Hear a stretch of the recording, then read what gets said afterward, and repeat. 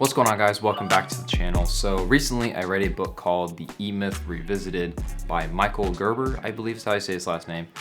And it has completely changed my view on small businesses, and including my own, on how they operate and what makes them successful and what makes a lot of small businesses become failures. I would highly recommend that you read this book if you care at all about your business, your small business, or if you are considering leaving your job to go start your own small business.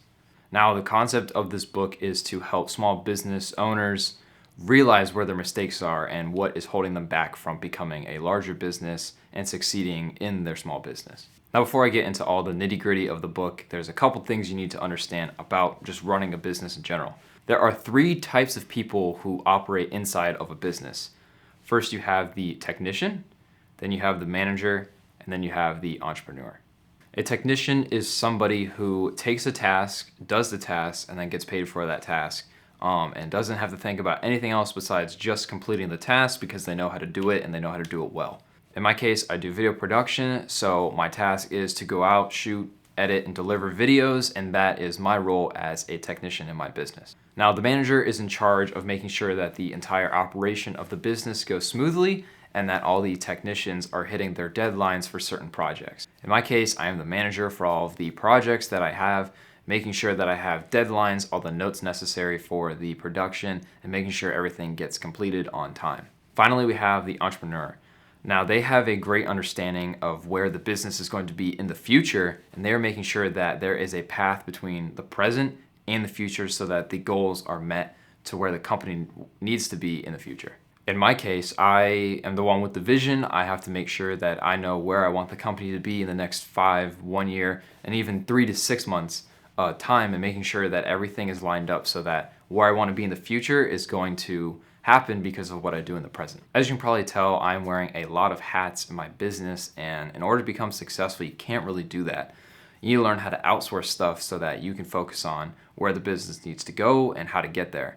Now, when you're starting out, of course, you're going to have to wear all the hats in the business, and that's kind of beneficial to you because you will have an understanding of how things need to be operated in the business in order for it to be successful, and then you can relay that information to people once you start hiring.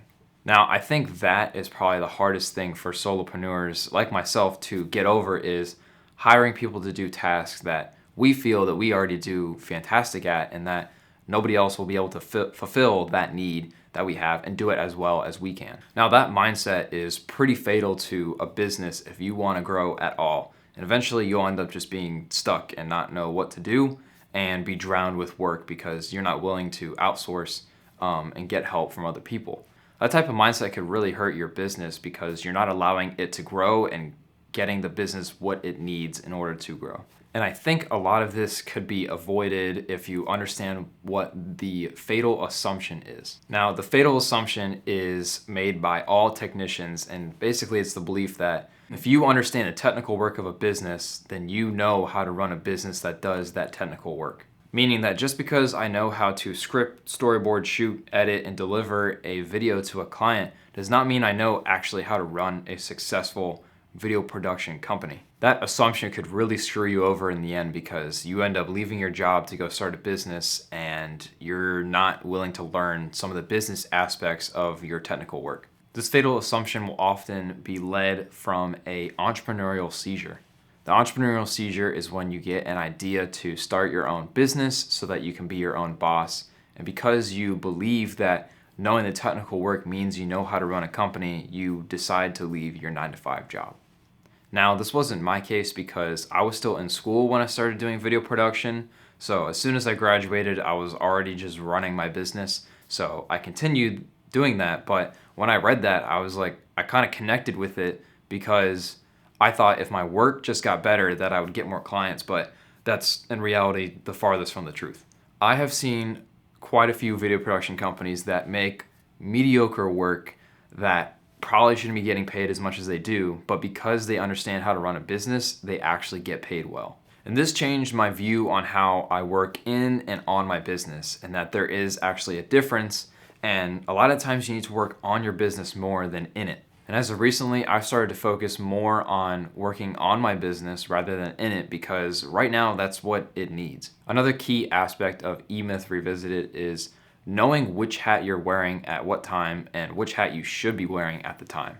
Because I am a solopreneur, I have to understand how to delegate my time wisely, which is why I have been focusing more on building a system for my business, which brings me to my next point. In order to have a successful business, you have to have some sort of system in place.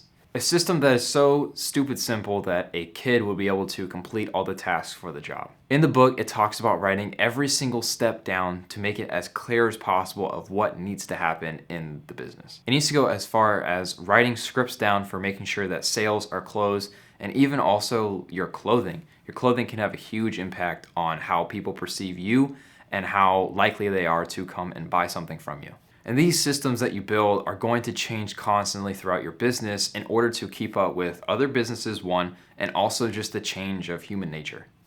As you're building these systems, they're going to change constantly with your business as you go through trial and error to figure out what actually works best for your business. The systems I've been working on right now are a sales system, the actual video production system, and a marketing system. One thing you definitely need to know is that when you first start writing this system out, it's not going to be perfect.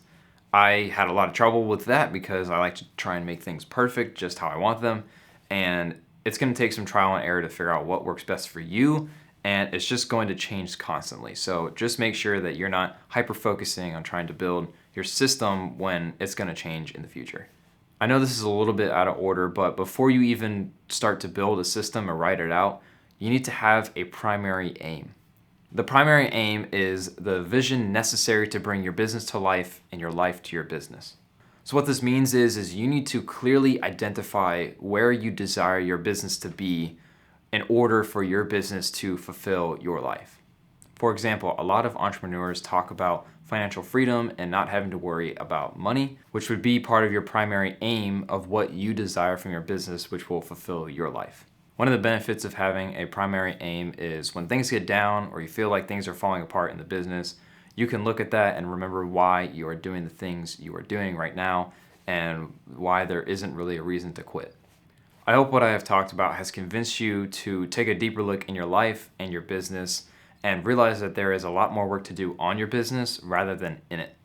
And please take the time to read the E-Myth Revisited if you care about growing your business because there is so much valuable information in that book. Thank you for watching. If you enjoyed it, make sure to leave a like and subscribe, and I'll see you guys in the next one.